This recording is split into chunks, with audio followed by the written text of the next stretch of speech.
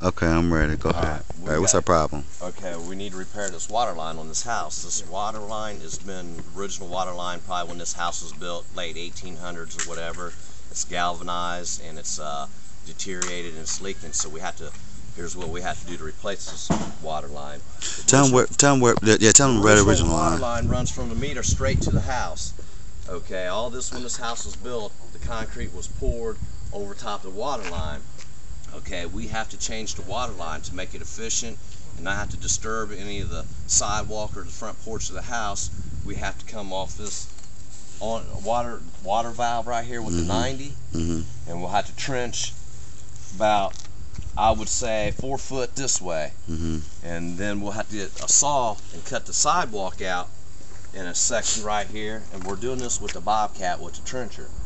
Okay, cut the sidewalk out, so we'll have to, and this wall with the concrete saw. Once we get that out, then we can trench this piece out and the hill part to where we needed the depth of 42 inches. And from here, I'll have to take the bobcat and come back around to the back side of the house and start off of this point of the trench and come on around the sidewalk here, beside the sidewalk, so we're not disturbing, around to the basement here, where the basement is no crawl space, and we'll bring it to this point and put a 90 and bring it right in here into the wall, 42 inches down where it needs to come out at. All right. So do we gotta dig anything in the wall? Well, once we get there, trench down, I'll have to bust a hole through the wall. That's what I'll have to do. I'll have to take a hammer and a pry bar and bust a hole to make us a hole to put our pipe through to hook the meter on the other side. Okay. So what side is what side is the meter on? This side? The meter originally is on the opposite side of the house. It's in between. It's where the sidewalk. It actually, I'll show you here. It comes. I measured in the crawl space. It comes. This is my tip for the week. You home buyers and your homeowners, if you live in the city limits, a lot of times you run into rental properties or homes that you buy sitting empty for a while. The problem with that is when you get to go to turn the water back on, the houses been sitting empty and they're old and have galvanized piping, and they deteriorate. And what happens when you turn the water back on? They leak. Or sometimes you run into that problem of leaking. So you have to go back and replace the water lines. And on this job here, this is what happened with the job. As of the water line being bad, leaking, we had to go ahead and shoot the valve. We had to go back and replace the water line, and we couldn't go with the existing water line because the house was in the porch and the sidewalk was built over the water line, so there would have been a lot of work there. So what we did was come from the water valve and went around the house. Yeah, it might be a little more work, but it's more cost efficient. And when you run a water line, also you have to use PEX. It has to be 100 pounds, 200 pound pressure PEX line. Okay, and you can't just use normal fittings. You have to go and buy pack fittings, male and female, and then you have to run. Let's walk on up here and I'll show you. You have to, when you go to the foundation of the wall of the house, you have to put galvanized piping. And why you have to run the galvanized piping, as we're getting ready to look at here, if we can see, and you have to run it to a plastic conduit. The why they do that is in case the foundation shifts or falls, they don't want it to crush the plastic pipe. So you have to put a galvanized through and then put the galvanized through plastic and run it to your meter. And that's where we're at with the tip for the week, fellas. The depth? Oh, the depth also, I want to add too, on the depth of this, has to be 42 inches. They've changed codes. Codes change every year. It used to be 32 inches. Now it's 42 inches. And make sure you get it deep enough. We overdug this one, so that's a wrap. Hey, what's up? It's Dwayne from L&L Distribution at helpwithyourcrib.com. Give us a call at area code 937-679-1594. Check us out at helpwithyourcrib.com. Steve was talking about in that last video dealing with plumbing and outside water lines, you're probably wondering, well, where are you going to get the inspection from? You have to get an inspection. So you're probably wondering, okay, well, it's the water company, right? Wrong. It is the health department, one of the hardest inspectors to deal with in your state. You have to first pull a permit.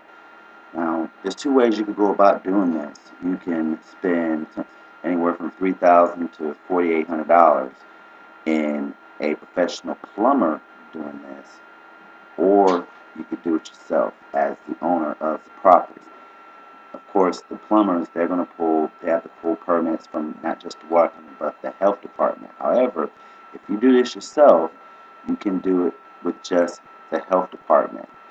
Compared to spending $300 in permits, you only spend less than $100 in permits. And you actually get that permit again from the actual health department. Alright, they'll allow you to dig, and they have, of course, what Steve was saying in the last video, it has to be 42 inches or more. They don't mind about that, but the reason for it being 42 inches is so that the lines don't freeze. Alright, and you have to go through these proper procedures.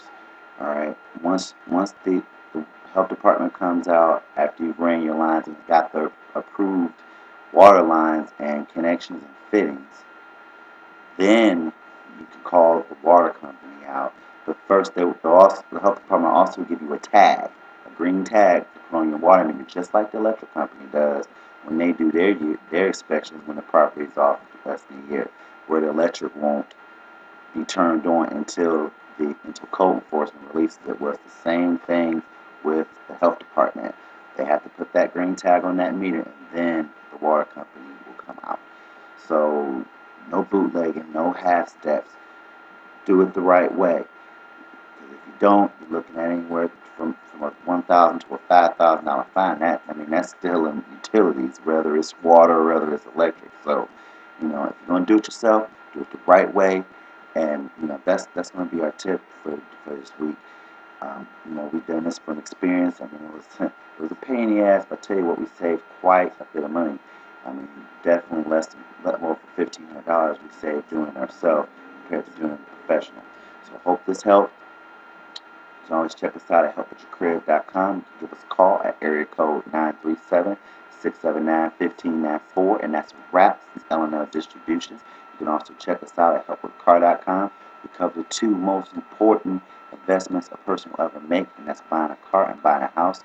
And we'll continue to bring you tips from our experiences and from other investors' experiences, and we hope that these tips that we're sharing with you helps you, and it shows you how we get down, and we can give you some ideas on how you can get down with this real estate. So that's a wrap for today.